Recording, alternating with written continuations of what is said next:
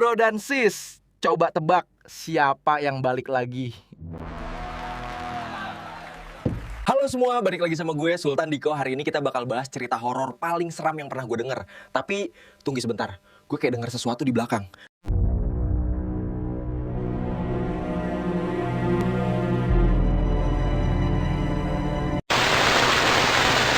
Khusus buat kamu yang di sana, Semoga sehat selalu ya. jangan lupa subscribe.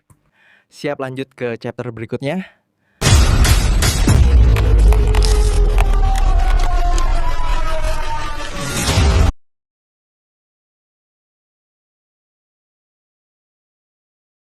Matahari pagi mereka menyinari perumahan tempat tinggalku.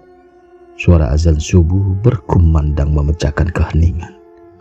Aku terbangun dari tidur yang lalu bergegas mengambil air wudhu dan melaksanakan sholat. Usai salat, aku membuka jendela kamar, menghirup udara pagi yang segarnya menenangkan. Pikiran melayang, membayangkan perjalanan ke Semeru yang akan segera dimulai. Di ruang makan, Bapak sudah menunggu dengan secangkir kopi hangat. "Sudah siap, Dapa?" tanya Bapak dengan nada lembut. Aku mengangguk mantap. "Siap, Pak. Semalam Dapa sudah berdoa dan memohon restu kepada Allah Azza wa Jalla. Insya Allah perjalanan akan berjalan lancar," jawabku dengan senyum penuh keyakinan. Bapak tersenyum bangga. "Bapak percaya padamu, Dapa. Jaga dirimu baik-baik. Jangan lupa untuk selalu beribadah. Dan jangan sombong. Ingat, alam ini adalah ciptaan Allah Subhanahu wa Ta'ala yang harus kita jaga dan lestarikan," pesan Bapak dengan nada bijak. "Siap, Pak. Dapa akan selalu ingat pesan Bapak," jawabku sambil mencium tangan Bapak yang lalu duduk di sampingnya karena memang sudah waktunya sarapan pagi. Aroma rumah yang selalu menenangkan kini terasa begitu berat setelah menceritakan semua rencana pertemuan dengan Satria dan Pitara. Keheningan menyelimuti ruang keluarga. Nenek, bapak, dan ibu saling bertukar pandangan, seolah ada percakapan tanpa kata yang hanya bisa dipahami oleh mereka saja. Akhirnya bapak memecahkan keheningan tersebut. Beliau menghela napas panjang, lalu merangkul bahuku dengan hangat. "Memang sudah waktunya kamu berpetualang, Dapa," ucapnya dengan suara berat namun penuh keyakinan. "Sudah saatnya mengemban amanah berat turun-menurun ini. Bertahun-tahun kamu telah mempelajarinya. Bapak menilai sudah cukup bekal yang kamu miliki. Meski masih harus belajar lagi, biarkan potensi spiritual dalam dirimu keluar secara alami. Halang rintang yang kelak akan didapatkan akan mendewasakan pada saat kamu mampu mengatasi ujian demi ujian." Aku menatap Bapak, mencari keraguan atau kekhawatiran. Namun yang ditemukan hanya dukungan dan kepercayaan penuh. "Tapi Pak," aku mencoba menyuarakan keraguan di hati. Namun Bapak yang paham segera memotongnya. "Tidak ada tapi-tapi, Dapa. Bapak tahu kamu mampu. Ingat pesan leluhur kita. Jangan pernah takut pada kegelapan, karena di sanalah bintang-bintang akan bersinar." Nenek yang selama ini hanya diam menyimak, tiba-tiba bangkit dari tempat duduknya. Dengan langkah yang sedikit gemetar, beliau mendekatiku lalu memeluk dengan erat. Air mata mulai membasahi pipiku ketika untaian kalimat terucap darinya. "Cucu nenek sudah besar," bisiknya lirih di telingaku. "Nenek tahu ini berat, tapi nenek percaya kamu akan berhasil. Jaga dirimu baik-baik, Nak. Jangan lupakan ajaran leluhur. Dan ingatlah, keluarga ini akan selalu ada untukmu." Ibu yang saya dari tadi berusaha tegar. Akhirnya tak kuasa menahan air mata. Beliau mendekat dan ikut memelukku. "Ibu bangga padamu, nak," ucapnya dengan suara bergetar. "Tapi ibu juga khawatir. Janji pada ibu, kamu akan selalu berhati-hati ya." Aku membalas pelukannya dengan erat. Aku tahu perpisahan ini memang berat bagi mereka semua. Mungkin karena ini adalah jalan yang mau tidak mau harus ditempuh. Kekhawatiran keluarga tentu memiliki alasan. Mengingat beberapa tahun silam aku pernah mengalami hal buruk tak kalah mendaki di Gunung Patah. "Dapat janji, Bu," ucapku dengan suara mantap untuk menghapus kekhawatiran di hatinya. Dapat akan menjaga diri baik-baik dan dapat akan selalu ingat pesan-pesan bapak, nenek, dan ibu. Setelah beberapa saat berpelukan, nenek melepaskan pelukannya dan menatapku dengan mata berkaca-kaca. "Sebelum kamu pergi, nenek ingin memberikan sesuatu," ucapnya yang lalu berjalan menuju lemari tua di sudut ruangan. Aku, bapak, dan ibu saling bertukar pandangan. Kami penasaran dengan apa yang akan diberikan nenek. Suasana haru bercampur dengan rasa ingin tahu membuat jantung berdebar semakin kencang.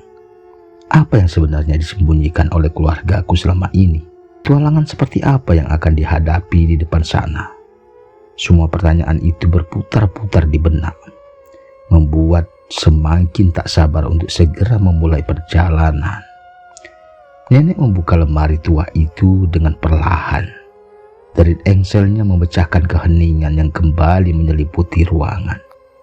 Dari dalam lemari, nenek mengeluarkan sebuah kotak kayu berukir indah, namun tampak usang dimakan usia.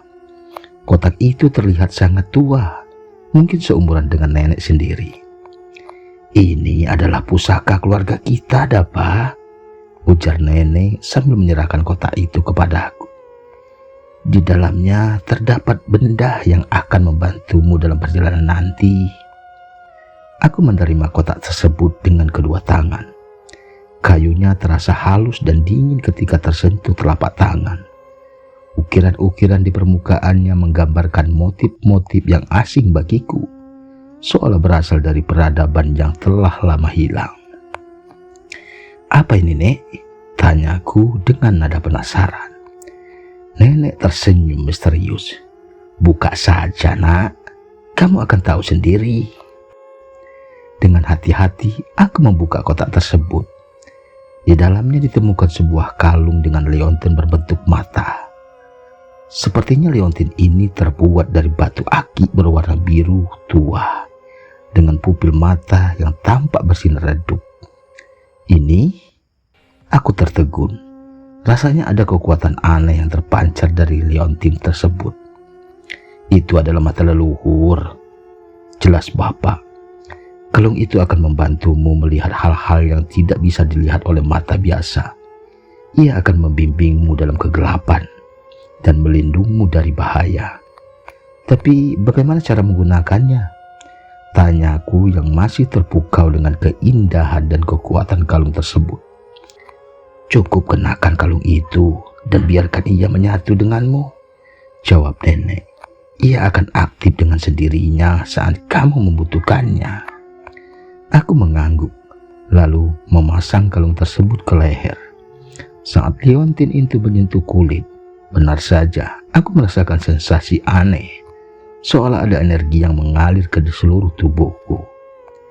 "Ingat, Dapa," pesan ibu dengan nada serius. "Kalung itu memiliki kekuatan yang besar, tapi ia juga bisa menjadi bumerang jika kamu tidak berhati-hati. Gunakan dengan bijak dan jangan pernah menyalahgunakannya." Setelahnya, aku menatap semua anggota keluarga satu persatu. Ada kekhawatiran di mata mereka, namun juga kepercayaan dan harapan yang besar. Aku tahu, aku tidak boleh mengecewakan mereka. "Dapat mengerti," ucapku dengan suara mantap. "Dapat akan menggunakan kalung ini dengan bijak. Dan Dapat akan selalu ingat pesan-pesan bapak, nenek, dan ibu." Setelah itu, suasana kembali hening. Mereka semua tahu saat perpisahan sudah semakin dekat. Aku memeluk anggota keluarga sekali lagi, lalu berpamitan karena ingin mempersiapkan perbekalan terakhir. Di dalam kamar, aku membuka ransel dan mulai memasukkan barang-barang yang dibutuhkan. Pakaian, makanan, obat-obatan, peta, kompas, dan tentu saja mata leluhur. Aku juga membawa sebuah buku catatan kecil yang mana tahu kelak ingin menulis semua pengalaman dan pengetahuan selama di perjalanan. Sambil memasukkan barang-barang ke dalam ransel, pikiranku melayang-layang. Aku memikirkan Satria dan Pitara, teman-teman yang akan menemani dalam petualangan ini. Terlintas juga tentang amanah yang harus diemban dan tentang bahaya-bahaya yang mungkin akan dihadapi di depan sana. Namun di atas semua itu, ada rasa penasaran yang membara di dalam hati. Aku ingin segera mengetahui apa yang sebenarnya terjadi di dunia luar sana. Ingin membuktikan kepada diri sendiri bahwa aku mampu mengemban amanah ini. Ingin menjadi seorang petualang sejati seperti bapak yang diceritakan oleh nenek dulu. Dengan semangat yang membara, aku menutup ransel dan bersiap untuk memulai perjalanan. Petualangan ini kelak akan mengubah hidupku